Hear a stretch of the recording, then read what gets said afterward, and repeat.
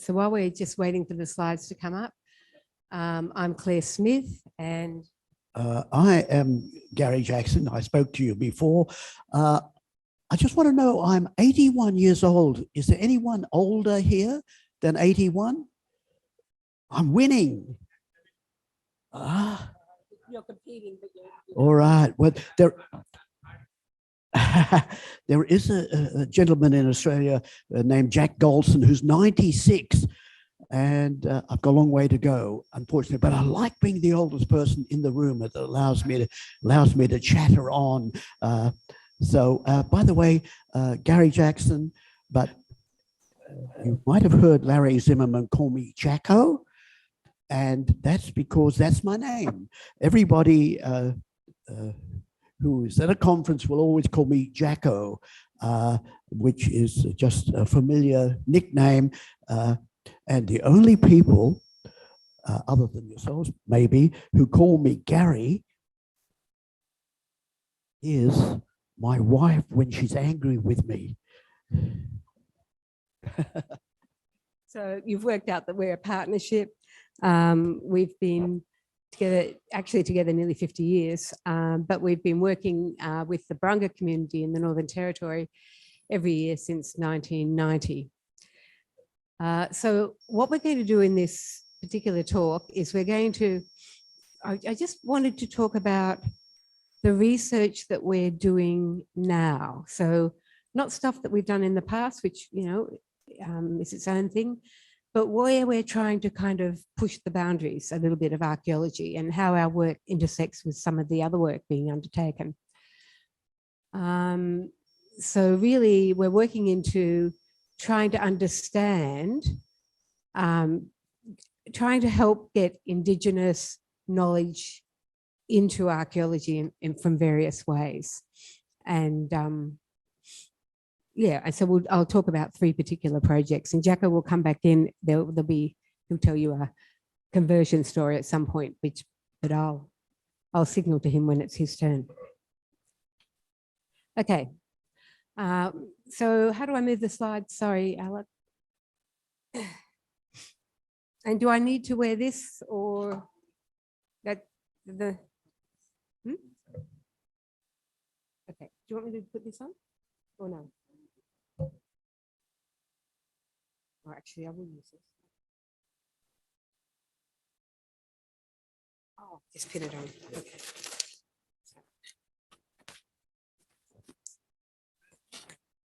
It's better if I use that. So, okay, that's good. Yes. Okay, so we're being recorded, so this is better if we're here. And someone will give me a signal of 5 minutes, 10 minutes, 5 minutes when we're getting towards the end. Okay, so firstly, that didn't move. That's not very, there it did, it did. It moved 2 ways, just a little bit of delay.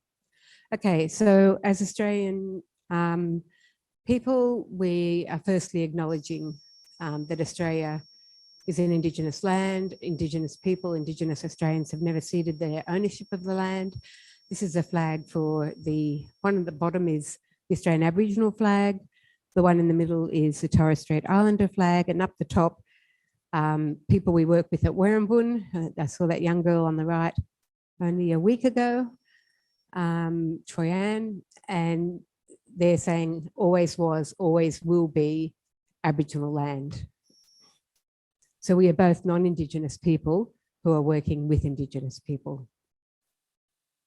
Okay.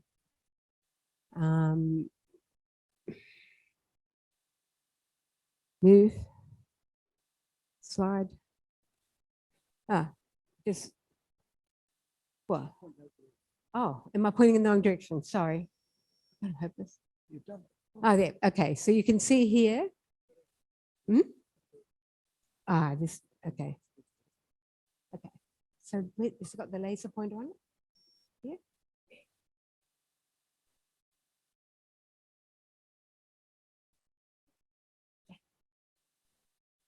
Okay, if we point up the top with the laser pointer. Okay. Okay, so we're working up here in the Barunga area in the Northern Territory. We're going to talk a little bit about Kelly Pollard's doing some work also with us, or as part of her Freaka project in Tiwi Islands. We work with Ngadjuri people down in South Australia. And really, we've only worked with the Ngadjuri people and Barunga people for 30 years. So we have a very deep knowledge. No, we know very little, but we have worked for a long time with two particular groups. Okay, no, where do I? Okay, next one. No, there's hundreds of slides. Jacko. I'm going to kill him if he condescends to me again. Okay. So what we're doing is we're learning from Aboriginal people. Yeah. Much safer down there, Dum. And you can see Jacko up there at the top with Peter Manaboo talking, and some of the other people we're working with, learning from them is what we've done over all this time. Okay. Is that working? Okay. Okay. Yep, we're working with a living heritage. So that's, it's not a past. It's not that Aboriginal history is in the past. It's actually a living heritage. It's alive in the present. And that's our young son who's there learning with other children. Okay, the first project is called Warwickshire Cultural Innovation in the Indigenous Settlement of Australia.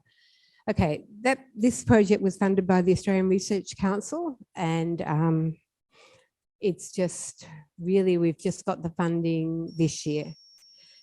And Warwickshire is a site in desert country, and we're wanting to look at cultural innovation in the colonisation of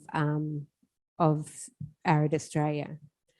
But also we're wanting to braid knowledge. We're trying to take some of the American ideas about entwining Indigenous and scientific knowledge and seeing what comes from that.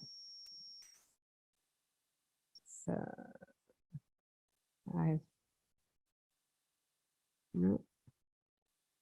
there we are. That's the site, Warwickshire, and you can see we have excavations there. Those excavations gave dates of almost 50,000 years. This is a map of archaeology and megafauna site distribution around 28,000 years ago.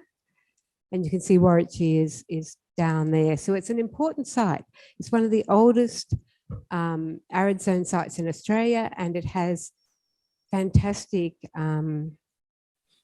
preservation across the whole time period. So it's a very important site. It was excavated by Giles Ham and Cliff Coulthard, who's there. And Giles did it as part of his PhD research, and then they published on it in Nature, and then it kind of stopped. And so I was talking with Giles, and we worked out that we'd try and get some more funding and do more analysis. And that's what we're doing. That's the stratigraphic units of Warwickshire. You can see that diprototon down the bottom is, we've got some interesting dates there. We've got eggshell dates, we've got radiocarbon dates. Nearly all the dates are in sequence. There's one that's anomalous, and we're still trying to work out how that worked. But it's an ongoing thing that we're doing here. So my part of it, our part of it, is the braiding knowledge part. And what we're wanting to do there is to look at the excavations, look at the materials, and have the Undermutton have their own ideas, like about how that material should be interpreted, and then to have the scientific and the Indigenous interpretations, and use each to kind of entwine with the other to see what comes out of it. And we only found that site because Giles and Cliff found that site together. Cliff had it pointed out to him. It's way up in a really remote area. No one lives within hundreds of kilometres. Oh, maybe within 100 kilometres, but a long, long way. Very few people. And Cliff had gone past that on horseback as a young man and was told by his relations, old people used to live there. So this is the idea of braiding knowledge, and this is something that Sonia Adelaide is working on in terms of archaeology in North America, and Dorothy Libet as well.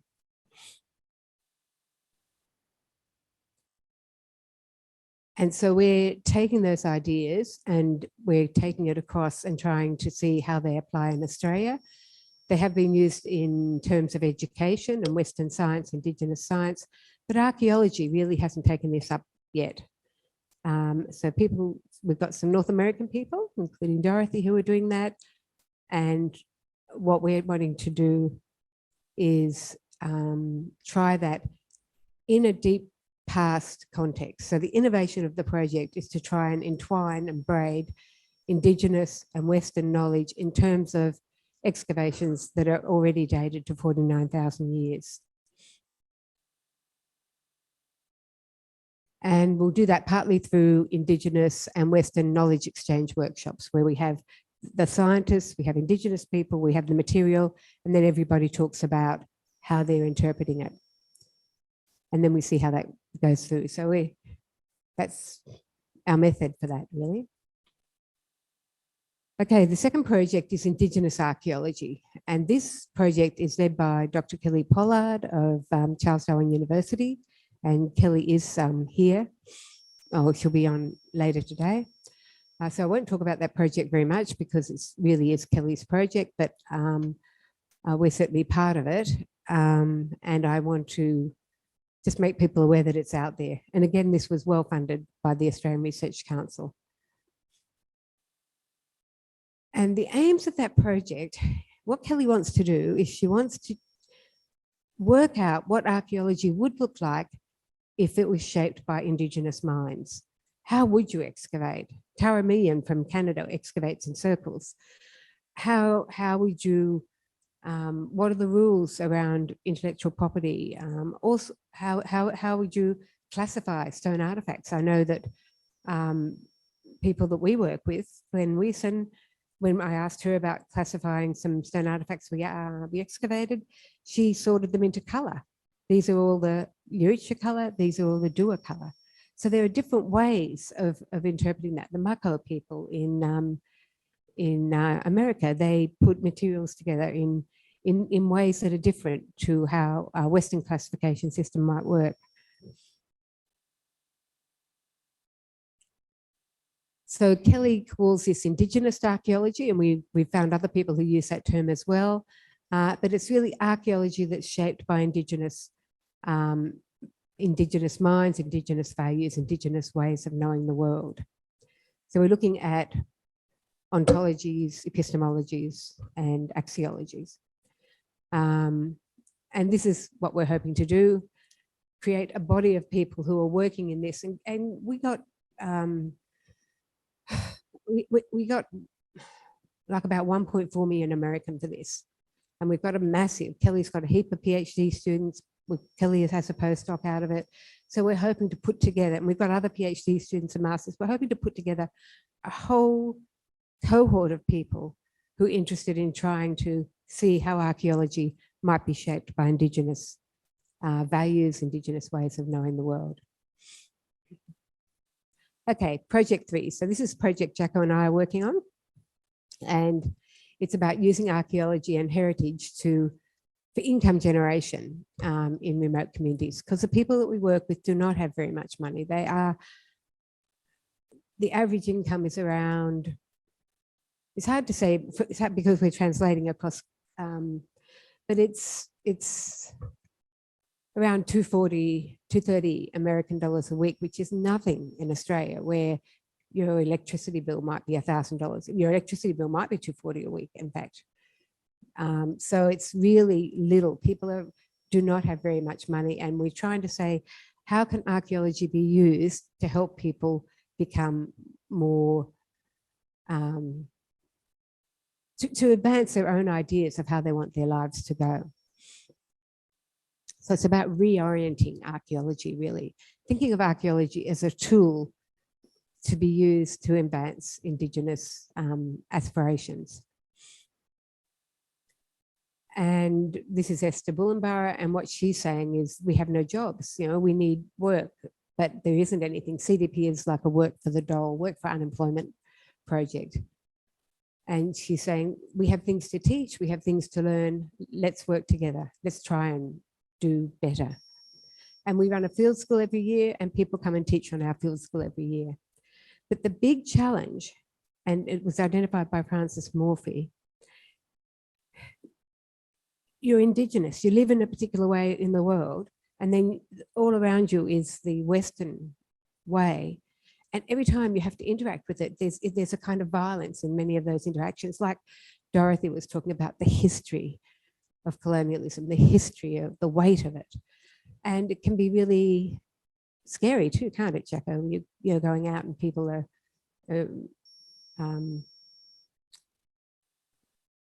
you have to talk to people, you don't speak full English, people don't like you very much, you know. So I'll talk about how the projects, mini projects we've got going in a minute.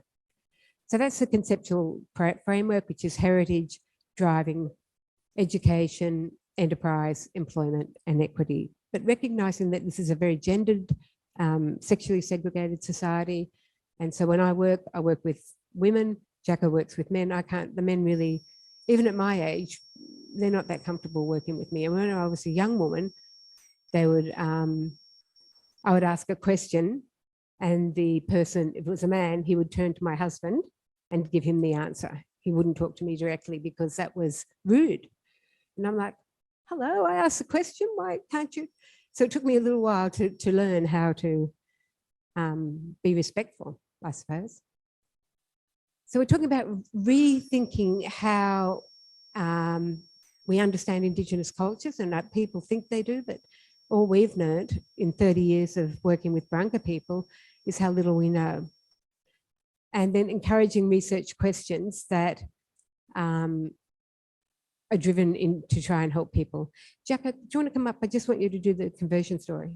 So, and for us, our lives changed. We had a pivotal point a few years in, and it made us really understand the world in a different way. And Larry was talking about how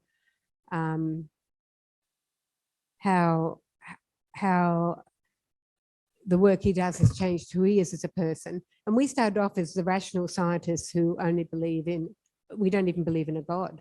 So we certainly didn't then. Jacko, you want to talk? Just say conversion. Conversions. The conversion story. All right. Sorry, I might go on a little bit here. Sorry? When I was about 21, I read about spirits in the past, and Harry Houdini, American escapologist, he, after his mother died, he spent a lot of time trying to connect through mediums with his mother. And then his mind became twisted. And so I thought to myself, all right, well, stay away from that because it's going to twist your mind. So I lived my whole life avoiding it and saying, look, that's not where you go. But an event happened in an isolated Aboriginal community that converted me and my wife. And so I now have a belief that ancestors are there, they're listening to me now. And I asked Indian students, do you believe that they're, and generally, well, about 60% say no, I don't believe that. And I can understand that because I was in that position. But let me tell you about the conversion. My teacher was an old Aboriginal man who named Peter. And Peter came to Claire and I, this is many, many years ago, maybe 30 years ago, and we had a son who was about 18 months old, and he said, I've got some things that I want to take to a ceremony, a male ceremony, a secret ceremony.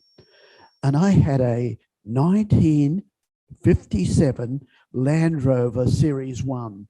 And I had to go 250 kilometers on a really, really bad road to get to this place. So I'm thinking, oh, you know, and the car's always full of Aboriginal people because they want to go and visit family. My first thoughts are, oh, but then he's my teacher. So I say, yeah, I'll take you. So on a Friday afternoon, about 5 o'clock, I go down to his camp with Claire and my son, Jim, who is here at the moment as well. And there on the ground were little bundles done up with rope, rope, and old ports and rubbish lying on the ground. He said, this is the stuff to go to the ceremony. All right, all right. So I said, look, I open up the back of the Land Rover and say, put it in. He says, no, no, no.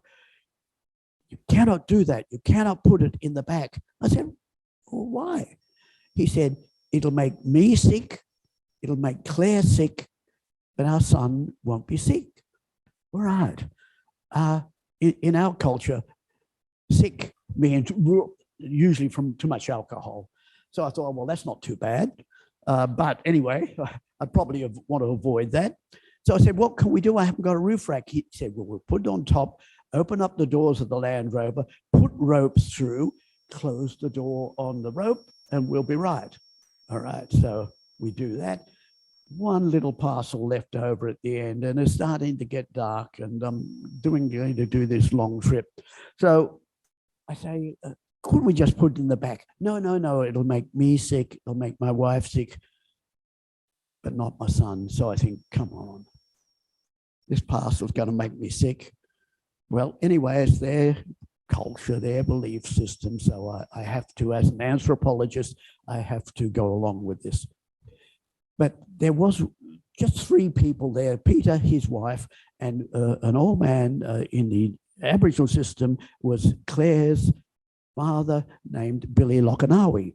And Billy said, oh, I've got the answer. We can put that little parcel in my mattress. He had a foam mattress. We can roll it up and we could tie up the ends really tight and it can't get out. And we could put it right down the back of the Land Rover inside. Peter says, oh, I don't know about that. Right. So they're having this debate. Billy says, no, it'll be all right. So this is what happened. And I was very keen to get in the back of the Land Rover and get off.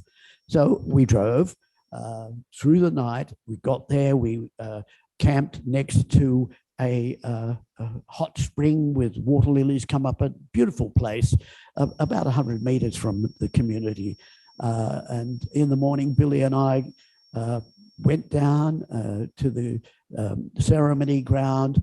I undid the ropes and just chucked the stuff on the ground. The old song man was there and he just nodded his head and said, thank you. I drive back, drop Billy off at the community, come back, Claire and our son Jim just out of the hot spring. I open up the door of the Land Rover. I put my foot on the ground and the next thing I am hit by the most incredible pain, as if I've got a heart attack, as if I'm dying. My knees come up my chest, I fall to the ground and I think, well, I'm 17 years older than Claire, which is pretty apparent, but to you all, but I look over, I think, oh, well, Claire thinks I'm having a heart attack. I look over, down she's going as well to the ground, but our young son is all right.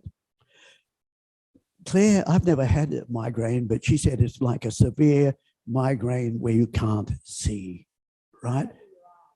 Yeah, but the pain is so intense, your knees are up on your chest.